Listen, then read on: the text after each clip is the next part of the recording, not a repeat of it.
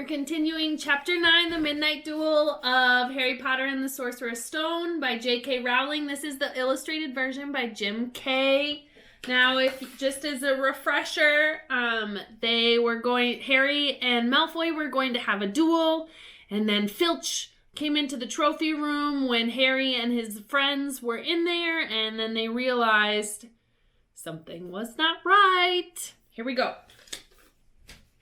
I told you, Hermione gasped, clutching at the stitch of her chest. I told you. We've got to get back to Gryffindor Tower, said Ron, quickly as possible. Malfoy tricked you, Hermione said to Harry. You realize that, don't you? He was never going to meet you. Filch knew someone was going to be in the trophy room. Malfoy must have tipped him off. Harry thought she was probably right, but he wasn't going to tell her that. Let's go. It wasn't going to be that simple. They hadn't gone more than a dozen places when a doorknob rattled and something came shooting out of a classroom in front of them. It was Peeves. He caught sight of them and gave a squeal of delight. Shut up, Peeves, please. You'll get us thrown out. Peeves cackled. Wandering around at midnight, ickle firsties. Tut, tut, tut. Naughty, naughty. You'll get caughty. Not if you don't give us away, Peeves, please. Should tell Filch I should, said Peeves in a saintly voice, but his eyes glittered wickedly. It's for your own good, you know. Get out of the way, snapped Ron, taking a swipe at Peeves. This was a big mistake. Students out of bed, Peeves bellowed. Students out of bed, down the Charms corridor. Ducking under Peeves, they ran for their lives, right to the end of the corridor where they slammed into a door, and it was locked. This is it, Ron moaned as they pushed helplessly at the door. We're done for. This is the end. They could hear footsteps, Filch running as fast as he could towards Peeves' shouts. Oh, move over, Hermione snarled. She grabbed Harry's wand, tapped the lock, and whispered, Alohomora. The lock clicked and the door swung open. They piled through, shut it quickly, and pressed their ears against it, listening. Which way did they go, Peeves? Filch was saying. Quick, tell me. Say, please. Don't mess me about, Peeves. Now, where did they go? Shan't say nothing if you don't say please, said Peeves in an annoying sing-song voice. All right, please. Nothing. Ha ha ha ha. Told you I wouldn't say nothing if you didn't say please. Ha ha ha ha. And they heard the sound of Peeves whooshing away and Filch cursing in rage. He thinks this door is locked, Harry whispered. I think we'll be okay. Get off, Neville. For Neville had been tugging on the sleeve of Harry's dressing gown for the last minute. What?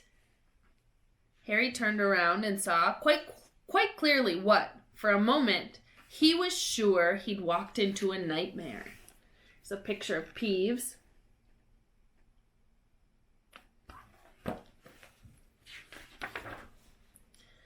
This was too much. On top of everything that had happened so far, they weren't in a room, as he had supposed.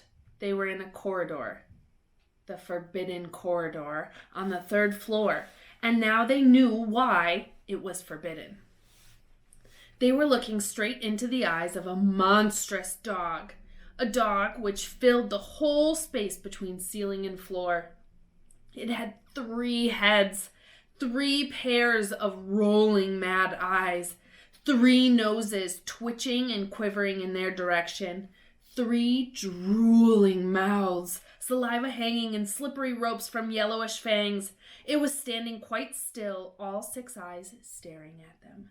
And Harry knew that the only reason they weren't already dead was that their sudden appearance had taken it by surprise. But it was quickly getting over that. There was no mistaking that what those thunderous growls meant. Harry grabbed for the doorknob. Between Filch and death, he'd take Filch. They fell backwards. Harry slammed the door shut and they ran. They almost flew back down the corridor. Filch must have hurried off into hurried off to look for them somewhere else because they didn't see him anywhere, but they hardly cared. All they wanted to do was put as much space as possible between them and that monster. They didn't stop running until they reached the portrait of the fat lady on the 7th floor. "Where on earth have you all been?" she asked, looking at their dressing gowns, hanging off their shoulders and flushed, sweaty faces. "Never mind that. Pig snout! Harry panted, and the portrait swung forward. They scrambled into the common room and collapsed, trembling into armchairs. It was a while before any of them said anything. Neville indeed looked as if he'd never speak again.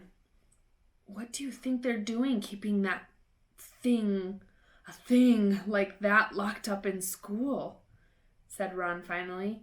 "If any dog needs exercise, that one does."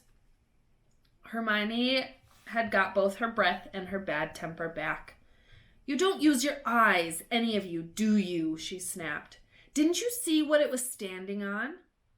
"The floor?" Harry suggested. "I wasn't looking at its feet. I was too busy with its heads."